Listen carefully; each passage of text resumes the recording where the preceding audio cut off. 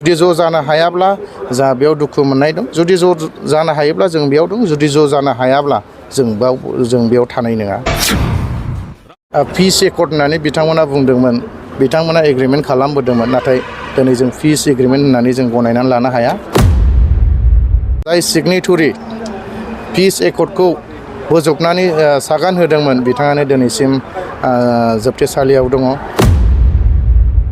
बे 4 बोसोर 5 बोसोराव एकर्ड खालामखांनायनि उनाव दिनैसिम मार्टियास बा मुंख्लंफोरनि मुङाव बिथांमोना जेबो खामानि मावनानै होनो हायाखै बेजों सिगांथारावनो निउस नायगिरि साफ्रोमनिसिमबो इउनाइटेड फराम अफ एक्स एनडिएफबिनिफ्राय हामलायनाय जासिहरग्रोनाय थाबाय नंगौ दिनै इउनाइटेड फराम अफ एक्स एनडिएफबिनि बानजायनायाव गुबुन गुबुन जेरै बर' मेन जास्टिस फराम बिपिसिपिआइ आगुनि पिपल्स एक्सन कमिटिनि सोद्रोमाफोर एसआइपिआरनि बिबानगिरिफोर बेनि अनगायैबो पिस फरामनि दैदेनगिरिफोर आरो आगुनि एनडिएफबिनि रिटायार लानानै थानाय गासै सोद्रोमाफोरखौ लानानै दिनै जोङो बेयाव मोनसे मेल सावरायनाय जादों बेनो जाहैबाय जों गोजोन आरो खौसेथिखौ लानानै जों सावरायनाय जादों आरो फैबाय थानाय जि बिसायख'थि 2025 मायथाइनि बेनि सोमोन्दैबो जों सावरायनाय जादों माब्रैबा जोङो बे बिसायख'थियाव बाहागो लानानै मोजाङै मोजां बारग'हरनो हायो आरो जोंनि माखासे खामानिफोरखौ बा जोंनि जेलाव थानाय बेजों लोगोसे रिहेबिलिटेसन बा एक्स ग्रेसिया आरो गुबुन गुबुन बिदिनो एनडिएफबिनि जे क्ल'जआव दङ बेफोरखौ मावफुंनायाव जाय संगठनफ्रा मदद होगोन बेफोरजों जों माबायदि सावरायलायनानै जों खामानिखौ मावनो हागोन बेफोरखौ लानानै जों गुवारै सावरायनाय जादों बेनि अनगायैबो जों मोनसे सिन्था खालामदों दिनैहाय गोबां आफादफोरखौ जोङो लामा नायबोबाय बा पलिटिकेल पार्टिफोरखौ जों लामा नायबोबाय गोबांथार आथिं हमहैबाय गोबांथार खुलुमहैबाय नाथाय दिनैसिम जोंनि खामानिखौ बिथांमोना मावनानै होनो हायाखै बेनिखायनो बिनि अल्टारनेटिभ मा खालामनो हायो बेखौ दिनै जों गुवारै सावरायलायनाय जादों ससियेल मिडियानि गेजेरजों दानि आबसुनि आफादगिरि नंगौ जोंबो इउनाइटेड फराम अफ एक्स एनडिएफबिनिफ्राय ज' जानायखौ जोंबो लुबैयो आरो जोंनि थांखियाबो बेनो जों खौसेयै जों मोनफ्रोमबो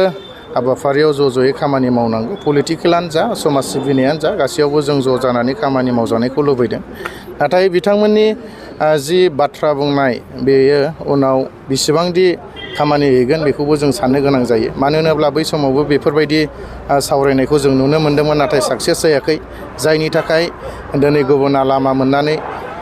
बेबायदिनो बिटिसिखौ थेर बेथेर खालामनायनि लामाखौ लादों थिग बेफोरखौ गिनानै दिनै सिन्था खालामफिननानै दिनै गाज्रि हालोदाव थांबाय थादों बेफोरखौ नुहुरनानै सानफिननानै दिनै फिन आरो बे बाथ्राफोरखौ बुंनायखौ जों खोनानो मोन्दों जों साबायखर होयो जुदि थारैनो ज' जानो हायोब्ला जों जुदि ज' जानो हायाब्ला जा बेयाव दुखु मोननाय दं जुदि ज' जानो हायोब्ला जों बेयाव दं जुदि ज' जानो हायाब्ला जों बेयाव थानाय नङा जोंबो गुबुन रोखोमै जों बेबस्थाखौ लानाय जागोन बेनि सायाव जोङो दासिमबो फाइनाल डिसिसन लानाय जायाखै नंगौ सावरायनाय जादों दिनैनि मिटिङावबो जोङो बेखौनो सावरायनाय जादों मानो होनोब्ला दहाय बुंनाय बायदिनो जों गोबाव सम जोङो